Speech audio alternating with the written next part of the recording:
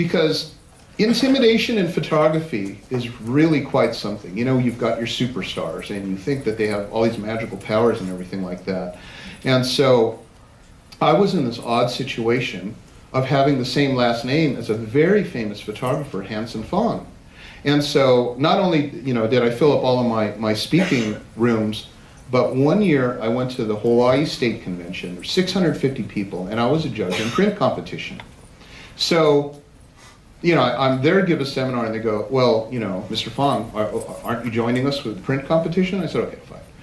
I have no idea. I've never been to a print competition. I don't know how they work. I don't know the rules. So we sit down. It's me, Don Emmerich, and Larry Pierce, esteemed photographers. You know, the PPA people with all those bars on their neck and the medals? They had that, and I had the t-shirt. And so they announced to this large crowd, you know, we have 3 master photographers here, and they're the highest level of judges that we could ever muster. And I'm like, excuse me, I'm not a master photographer. You're not? Aren't you from San Francisco? Gary Fong? I said, no, I'm Gary. And they go, oh God, oh God. Well, do the best you can. So they give me this, a 10-key pad with a wire, okay? And it's a box, and so they turn the first print. And it's a black and white print of a little 6-year-old girl. She's pretty, and she's got a floral lei, and it's got a mauve mat around it, you know? So I thought, oh, that's pretty. She's smiling. Scored it 100. All of a sudden there's, and I hear, we have an automatic challenge, average score 69. Gary Fong scored at 100. So Don Emmerich and Larry Pierce just go to tear me to shreds. You know, they're like going, this breaks all the rules of photography. There's no impact. That's rule number 1. There's no composition. You can't put a mauve mat around a black and white photo. That's true. It was really, really ugly. But you know what? I knew that person was in the audience, and I didn't want to hurt his feelings. So I said, that's beautiful, 100, you know. Anyway, I found out that there is what's called an automatic challenge. If you're 20 points away from the others, they challenge you to try to bring your score down. And, you know, so they just tore me apart. I said, fine, 69, whatever. God. I sat there and I did a bunch of math. Okay, so it's 20, so that means if I score everything at 79, then I'm clear between 99 and 59, and that buzzer won't go off anymore. So I sat back in my chair, and every single thing was 79, 79, 79, and I got through it. And the next day I was at one of the, you know, socials, and someone came up behind me and said, thank you for liking my print.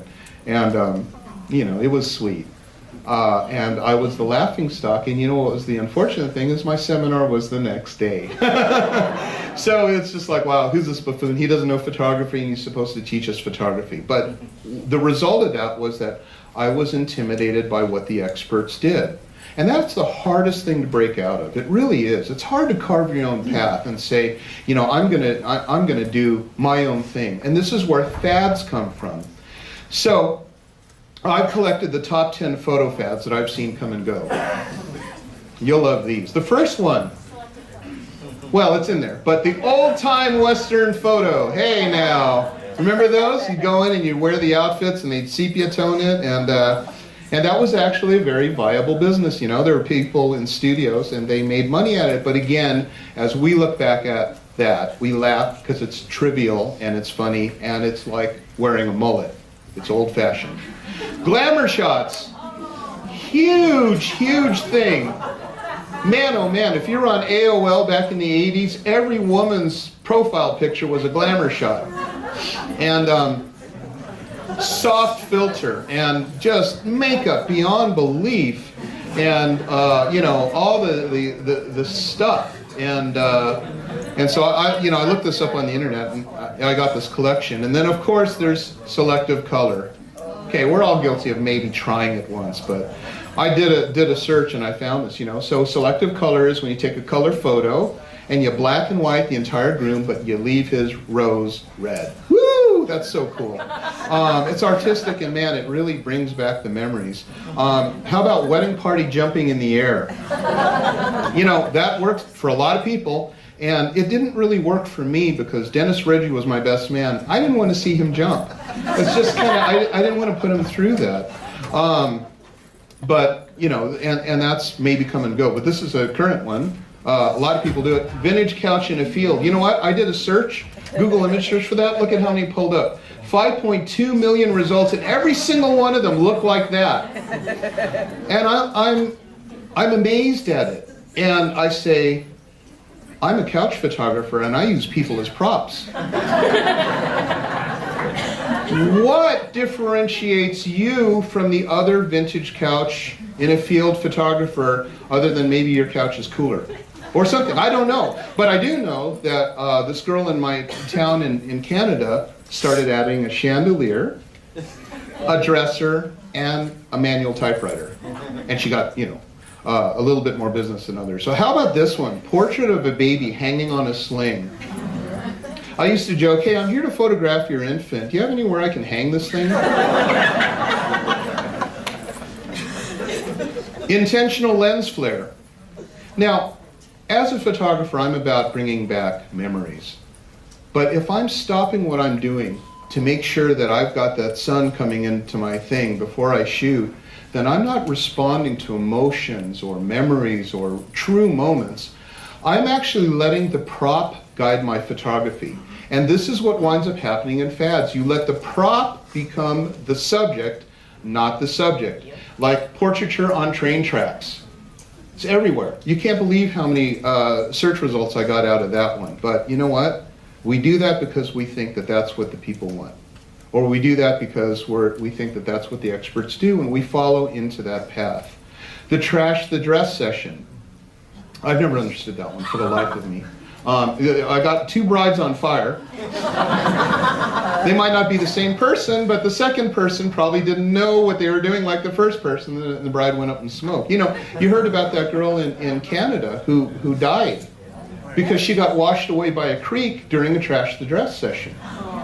And so it's, but everybody thinks that the photographer thinks the couples want it, and therefore they say, you know, let's do a trash the dress session. And so this is what they all have in common. Every single one of those is staged. Here's another example of shots that are staged. The Kodak picture spot. They've done everything for you. They've actually said, here, point in that direction, dummy, and take the picture. And your picture is going to look the same as everybody else's, because I used to work in a 1-hour photo lab. And oh, wow, have I seen 10,000 of these exact same photo in the exact same spot. But that's what people do, is they stage the photos. And this has become a very big fad. In fact, it started its own industry, like the workshop with a stylized shoot. The workshop with a stylized shoot is when you go to hear a famous photographer teach you lighting, posing tips, or whatever. But as part of the marketing process, they say, we're going to have a stylized shoot with a model and a pair of models and makeup and hair and all this other stuff. And I'll set up the lighting for you and everything like that. And so what happens, and at my ranch in Canada, we've hosted these workshops. And I see it, you know, the photographer will try to teach the lighting, and no one's listening to a word. And they're shooting, just, you know, and then a week later on my Facebook feed, because those people tend to be friends of mine, I see on their blogs all the same shots. And it's literally in their advertising. This is samples of my work. It's no more samples of your work than the Kodak picture spot, you know?